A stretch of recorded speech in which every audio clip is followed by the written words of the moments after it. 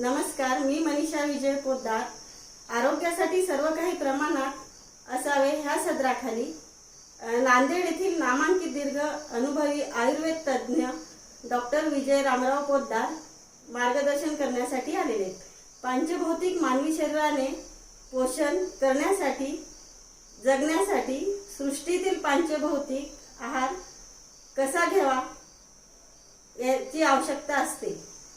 तर सर, आहार कसा असावा याबद्दल आम्हाला मार्गदर्शन करा. पंचभौतिक शरीर, मानवी शरीर हे सृष्टीतील पंचभौतिक आहारावर निपजत असतं किंवा जगत असतं. म्हणून पंचभौतिक आहार हा प्रमाणात आवश्यकतेनुसार घेतले तर त्या मानवी जीवनाला दीर्घायुष्य लाभतं, आरोग्य लाभतं. म्हणून आहार कसा असावा या बाबतीत आपण अधिकची माहिती घेऊया. जेव्हा भौगोलिक परिस्थितीचा अभ्यास करतो, भौगोलिक चायना देशामध्ये, रशियामध्ये, इंग्लंडमध्ये किंवा अमेरिकेत, तेथील भौगोलिक परिस्थितीचा तिथला पंचभौतिक आहार वेगळा आहे आणि त्या पंचभौतिक आहारांच्या गरजेनुसार, त्या उपलब्धतेनुसार ते आहार घेतात. त्यामुळे त्यांची जी प्रकृती आहे, तिथल्या मानवाची, तिथल्या माणसांची प्रकृती त्यानुसार तयार होते. त्यानुसारच प्रतिकार क्षमता तयार होते आणि सुदृढता तयार होते. त्यावर त्यांचं आयुष्यही अवलंबून असतं. म्हणून पण आपल्याकडील भारतीय देशामध्ये हा कृषीप्रधान देश असल्या कारणाने आपल्याला कृषीप्रधान देश असूनही जैवविविधता उपलब्ध आहे. त्या अंतर्गत विविध आहार प्रामुख्याने आपल्याकडे उपलब्ध आहे. त्यात प्रमुख खाद्य म्हणून जसे ज्वारी आहे, गहू आहे, तांदूळ आहे, यापासून आहार आपण घेतो किंवा त्यापासून प्रिपेअर करून किंवा तयार करून घेतला जातो. सृष्टीमध्ये जसे जसं उपलब्ध असलेला जो आहार आहे, आपण जसे तसं घेऊ शकत नाही. कारण पृथ्वी महाभूतात्मक स्थूल जो आहार आहे, तो स्थूल आहार, त्यात असणारे विविध मूलद्रव्य हे जशास तशी घेता येत नाहीत. कारण ते शरीरात जशास तशी पूरक किंवा अनुकूल ठरत नाहीत. म्हणून त्यांना विशिष्ट पद्धतीने बनवून घ्यावं लागतं किंवा शरीर अनुकूल करून घ्यावं लागतं. सहज सुलभ पद्धतीने पचतील अशा पद्धतीनं घ्यावं लागतं. म्हणून आहार हा प्रामुख्याने सुपाच्य आणि लघु आहार असणं आवश्यक असतो. त्यात विशेषत्वाने आहार हा सात्म्य आणि असात्म्य आहार एक प्रकार आहे. सात्म्य म्हणजे त्या व्यक्तीपुरता मर्यादित, त्या प्रकृती अनुषंगाने, त्या प्रकृतीला, त्या आत्म्याला योग्य किंवा आरोग्यास योग्य अशा प्रकारचा आहार असेल तर त्याला सात्म्य आहार म्हणू. काही आहार असे आहेत की त्या व्यक्तीपुरतं ते आहार जमत नाहीत. त्यांना त्यामुळे विविध प्रकारचे असात्म्य विकार किंवा अलर्जिक विकार होण्याची शक्यता वाढवते. म्हणून काही जणांना विविध प्रकारचे आहार चालत नाहीत. उदाहरणार्थ अंडा कोणाला चालत नाही, तर कोणाला तूप चालत नाही, तर कोणाला एखादा तेल चालत नाही. असे विविध प्रकारचं असात्म्य आहार सुद्धा आहेत, ते घ्यायला नकोत. विशेषतः आहार कसा असावा? मग प्रामुख्याने आहाराची जी परंपरागत जे आपण आहार घेतो त्यात विशेषत्वाने प्रमुख खाद्य जे आहे त्यात ज्वारी, गहू, तांदूळ ही जी पदार्थ आहेत त्यापासून तयार जे खाद्यपदार्थ आहेत हे बनवले जातात. आज विविध फूड टेक्नॉलॉजी किंवा अन्नतंत्रशास्त्र यांच्या विविध ज्ञानातनं किंवा प्रगतीतनं आहार कसा घेतला जावा यावरती खूप मार्गदर्शक तत्व दिलेली आहेत. आहार हा शाकाहार असावा की मांसाहार असावा यावरती पण बरेच सुसंवाद किंवा विवादात्मक प्रश्न उभे राहतात. परंतु शाकाहार हा मांसाहारापेक्षा कधीही श्रेष्ठ आहे. कारण शाकाहार हा सात्विक किंवा मनसत्वता बनण्याच्या अनुषंगानं शाकाहार हा विशेषतः निर्देशित केलेला आहे, सांगितलं आहे, उपयोगी ठरतो. म्हणून शाकाहार अधिक उपयोगी आहे.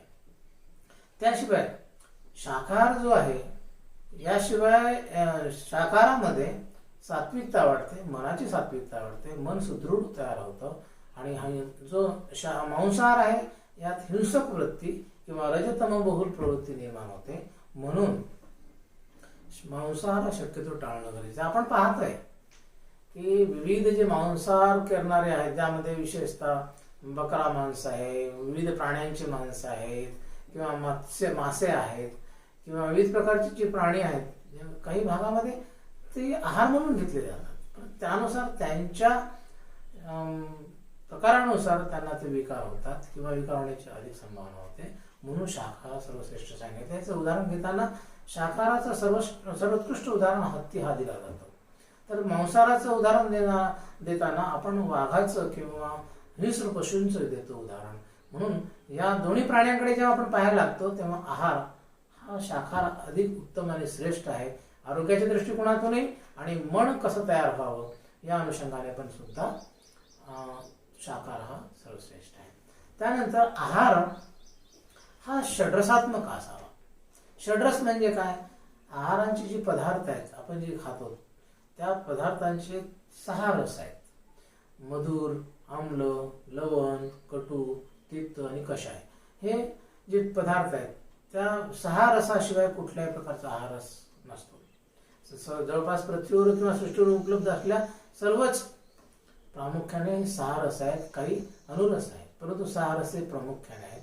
तर षड्रसात्मक म्हणजे सर्वच रसांचा आहार आवश्यक त्या प्रमाणात असणं गरजेचं आहे. एका रसाचा आहार सुद्धा रोगकारक आहे. म्हणून म्हटलंय षड्रसात्मक आहार आणि त्यातल्या त्यात बॅलेन्स्ड डाएट असं सांगितलंय. बॅलेन्स्ड म्हणजे समतोल आहार. समतोल आहार ते पण शरीराला आवश्यक असा आहार. शरीराला आवश्यक नसेल तर नाही, शरीराला भूक नसेल तर तो आहार घेणं उचित नाही. म्हणून आहार असा असावा जो की शरीराला आवश्यक आहे. त्याशिवाय शरीराला आवश्यक आणि अनावश्यक हे कसं कळणार? शरीरातली जी काही घटक कमी पडले पंचभौतिक तत्व दृष्टिकोनातून, तर काही घटक कमी पडले तर त्या प्रकारच्या पंचभौतिक आहार रसांची किंवा ते आहार घेण्याची इच्छा निर्माण होते. त्यालाच विपरीत गुण इच्छा असं म्हणतात. शरीरात जे पंचभौतिक घटक कमी पडलेले आहेत त्या घटकांची आहार घेण्याची इच्छा निर्माण होते. त्यालाच विपरीत गुण इच्छा असं म्हणतात. किंवा तो आहार घेण्याची इच्छा ही नैसर्गिक इच्छा असते. म्हणून आहार असा असावा की त्या व्यक्तीला जो आहार घेण्याची इच्छा निर्माण होते तो शरीरात कुठेतरी घटक कमी पडलाय म्हणून इच्छा निर्माण होते. म्हणून आहार हा प्रामुख्याने त्यांच्या नैसर्गिक इच्छेनुसार असावा. सात्म्य आहार असावा आणि षड्रसात्मक आहार असावा, समतोल आहार असावा हे प्रामुख्याने सांगितलंय. हे आहाराच्या कसा असावा या अनुषंगाने तुम्हाला माहिती दिली. सर, भूक लागते म्हणजे नेमकं काय होतं ह्याविषयी आम्हाला थोडं माहिती सांगा. मानवी शरीरास नेमकी भूक लागते म्हणजे अन्न घेण्याची, आहार घेण्याची इच्छा निर्माण होते. म्हणजे नेमकं काय होतं? मानवी शरीर हे अनेक पेशीतनं बनलेलं आहे आणि ह्या संपूर्ण शरीरातील पेशी, अवयव, सिस्टीम किंवा श्रोतस ह्यांना जगवण्यासाठी आपण आहार घेतो किंवा त्यात ऊर्जा निर्माण व्हावी आणि विविध प्रकारचे भौतिक त्याला काय म्हणू फिजिओलॉजिकल फिनॉमिनाज व्हावेत किंवा नैसर्गिक प्रक्रिया व्हावेत या अनुषंगाने आपण त्या शरीरातील प्रत्येक पेशींना जगवणं आवश्यक असतं. त्यासाठी स्थूल पंचभौतिक स्वरूपाचा आहार प्रत्येक घटकापर्यंत, प्रत्येक पेशीपर्यंत पोहोचला पाहिजे. ऑक्सिजन प्रत्येक पेशीपर्यंत पोहोचला पाहिजे. पाणी किंवा जलीय अंश प्रत्येक पेशीपर्यंत पोहोचला पाहिजे. ह्या अनुषंगाने काय होतं?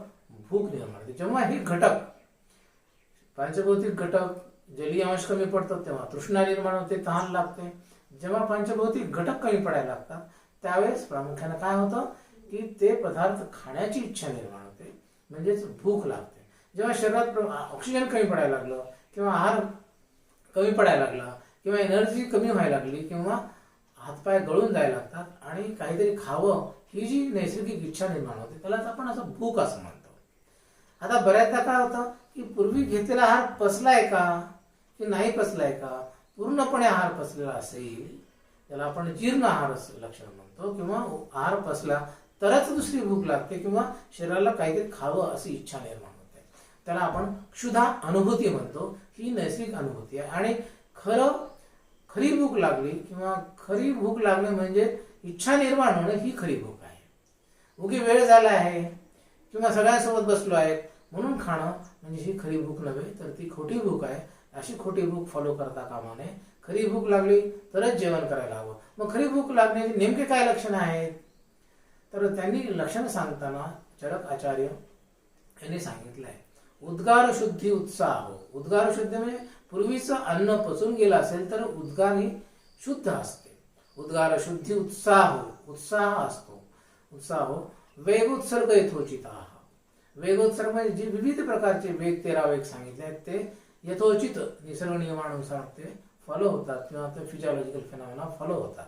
आणि लघुता क्षुत पिपासा जीर्ण आरस्य लक्षण म्हणून सांगितलंय. लघुता म्हणजे लाघवता किंवा हलकेपणा, शरीरामध्ये हलकेपणा निर्माण होतो आणि काहीतरी गळून गेल्यासारखं वाटतं तेव्हाच भूक लागायला लागते.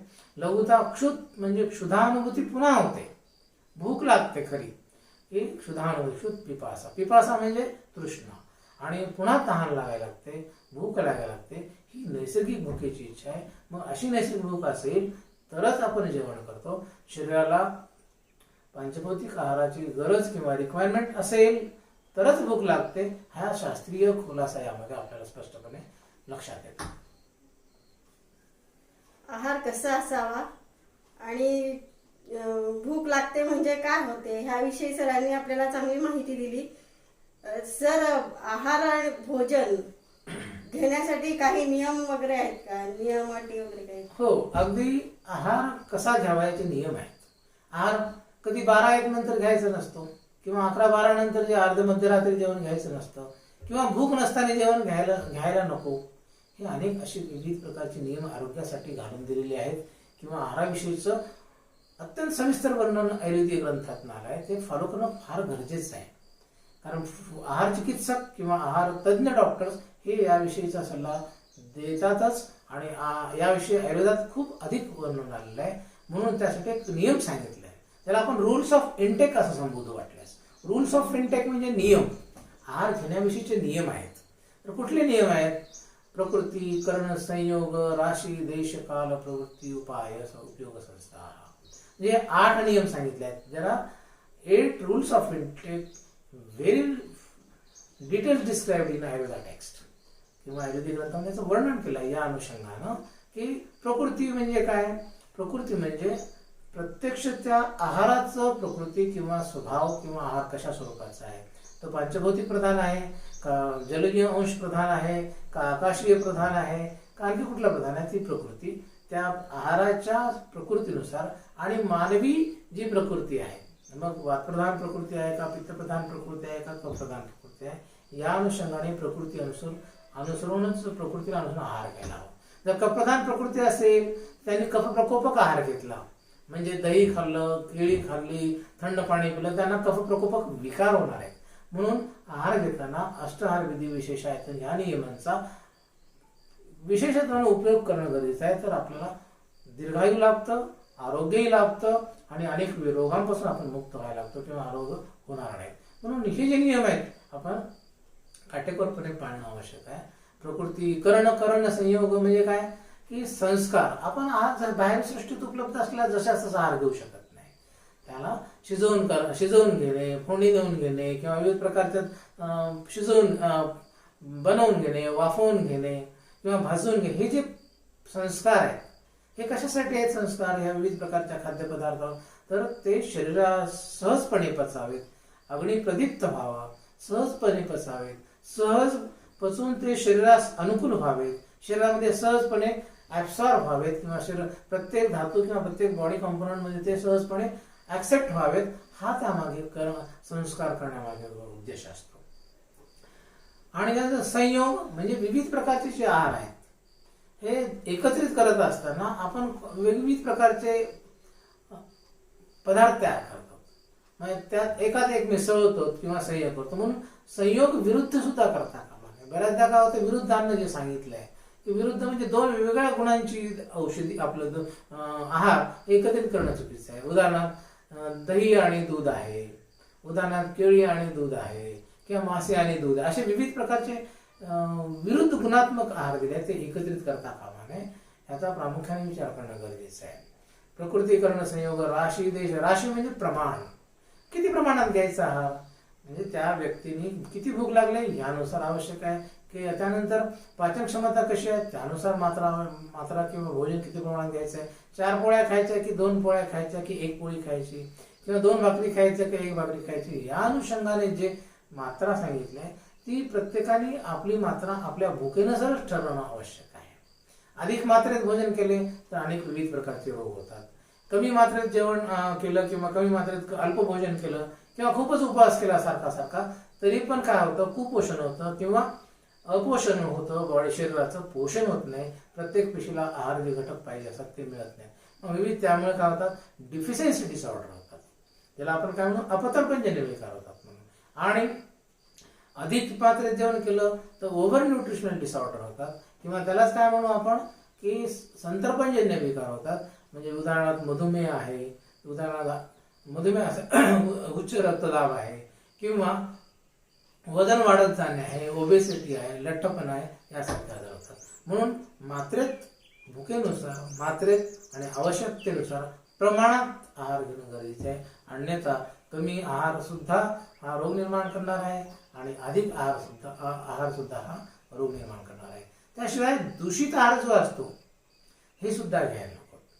त्यानुसार दूषित आहार म्हणजे विविध प्रकारचे रासायनिक खते वापरून, फवारणी करून किंवा कॉन्टामिनेटेड फूड ज्याला आपण म्हणू अशा प्रकारचे आहार किंवा पालेभाज्या फळे खायला नको.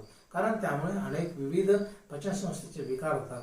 त्यातनं छर्दी होईल, पचनसंस्थेचे अजीर्ण होईल, अतिसार होईल, या प्रकारचे विविध आजार होतात. म्हणून हे होता कामा नये यासाठी दूषित अन्न घ्यायला नको. मग ह्या दूषित अन्न घ्यायला नको, कमी आहार घ्यायला नको, अधिक पण आहार घ्यायला नको, अशा विविध पद्धतीने हे नियम सांगितले. त्या नियमांचं काटेकोर जर आपण हे सविस्तर सांगणं इथे आवश्यक म्हणजे वेळेअभावी आपल्याला सांगता येणं शक्य नाही आहे.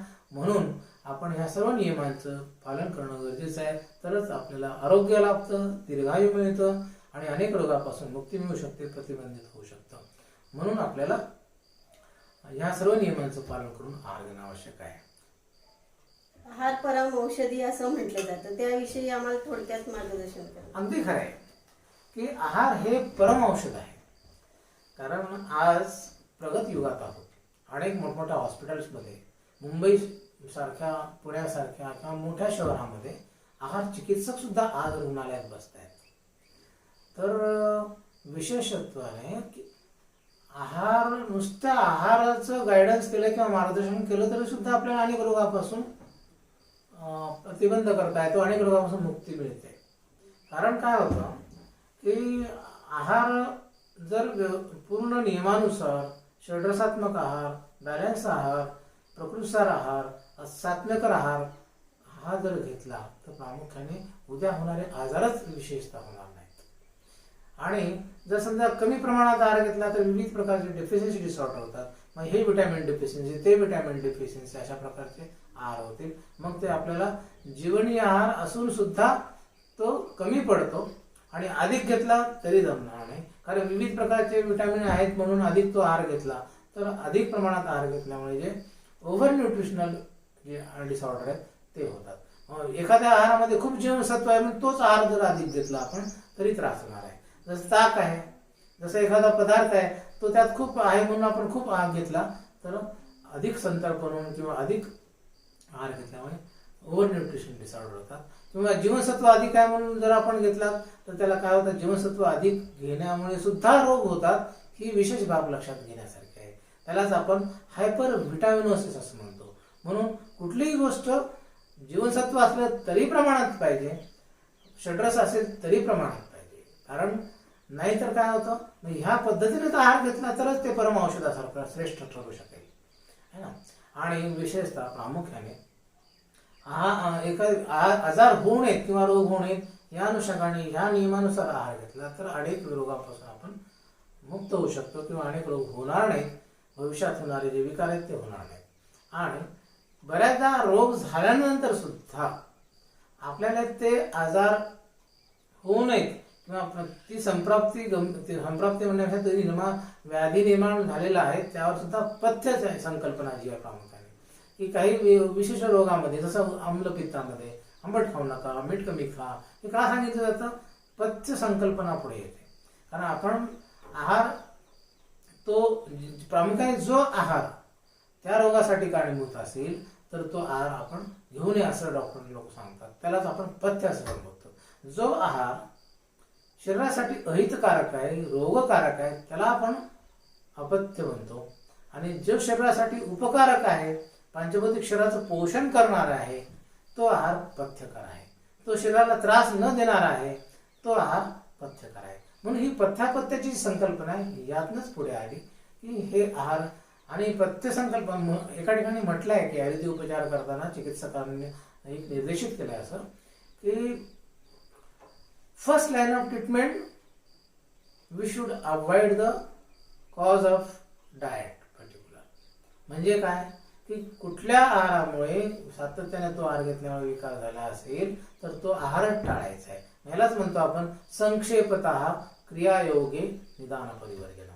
म्हणजे काय की प्रामुख्याने तो आजार होऊ नये यासाठी जरी पथ्य संकल्पना फॉलो केली किंवा पालन केलं तर आपल्याला तो रोग होणार नाही, त्या रोगापासून गंभीरतेकडे तो रोग जाणार नाही यासाठी ही संकल्पना रूढ झाली आहे. त्यानुसार ते औषधी उपचारामध्ये सुद्धा चिकित्सक प्रामुख्याने सल्ला देतात. भोजनाचे नियम पालन न झाले तर कोणते रोग होऊ शकतात ह्याविषयी मार्गदर्शन करा. भोजनाचे विविध नियम जे आता आपण चर्चा केली सांगितले आपणास, त्यामध्ये प्रामुख्याने षड्रस आहार, असात्मिक आहार, हे षड्रस आहार घ्यायला हवा, सात्मिक आहार घ्यायला हवा आणि ते नियमांचं पालन नाही केलं, प्रकृतीनुसार आहाराचं पालन नाही केलं किंवा आहार घेतला नाही तर विविध विकार होतात. प्रामुख्याने जेव्हा हे आहाराचं पालन न करता अधिक मात्रेत आहार घेतला तर संतर्पणजन्य विकार ज्याला आपण ओव्हर न्यूट्रिशनल डिसऑर्डर म्हणतो, प्रामुख्याने त्यात मधुमेह आहे, लठ्ठपणा आहे, उच्च रक्तदाब आहे किंवा विविध प्रकारचे हे विकार होतात. त्याशिवाय हृदयामध्ये हृदयावरण सिरा जी आहे ज्याला आपण कॉरोनरी आर्टरी म्हणतो यामध्ये अवरोध होतो. म्हणून ओव्हर न्यूट्रिशनल किंवा अधिक मात्रेत आहार घ्यायला नको. कमी आहार घेतला तरी काही विशिष्ट आजार होतात. ते कुठले? त्याला आपण डिफिशियन्सी डिसऑर्डर म्हणतो, त्याला अपतर्पण करणारे आहार म्हणतो किंवा धातुक्षय होऊन, कारण आहार कमी प्रमाणात घेतला, उपवास केला, आहार अल्पपोषण झालं किंवा कुपोषण झालं, अल्पपोषण झालं तरी खूप विविध विकार होतात. मग ते होऊ नये असं वाटत असेल तर आपल्याला आहार घ्यायला हवा आणि प्रमाणात आहार घ्यायला हवा, नाहीतर डेफिशियन्सी काय होणार? आजार होणार. म्हणून हे डेफिशियन्सी आजार होऊ नयेत म्हणून आपल्याला तो आहार घेणं गरजेचं आहे. नाहीतर विविध प्रकारचे व्हिटॅमिन डेफिशियन्सी जसे आहे तसं पंचभौतिक आहाराच्या डेफिशियन्सी सुद्धा आजार होतात. ते व्हायला नको. त्यासाठी नियमांचं पालन करून प्रकृतीनुसार ऋतूनुसार बॅलन्स डाएट आपण घेत राहिला तर आपल्याला अनेक रोगापासून मुक्ती मिळते. आणि हे म्हणूनच ह्या सर्व आहाराचं नियमांचं पालन केलं तर पंचभौतिक शरीराचं नीट पोषण होतं, दीर्घायू मिळतं आणि आपल्या निरोगी निरामय जगता येतं. हे मात्र संदेश तुम्हाला देण्यासारखा आहे. आताच आपल्याला सरांनी आहार या विषयाबद्दल मार्गदर्शन केले, अत्यंत सुंदर मार्गदर्शन केले, त्याबद्दल मी सरांची आभारी आहे. धन्यवाद.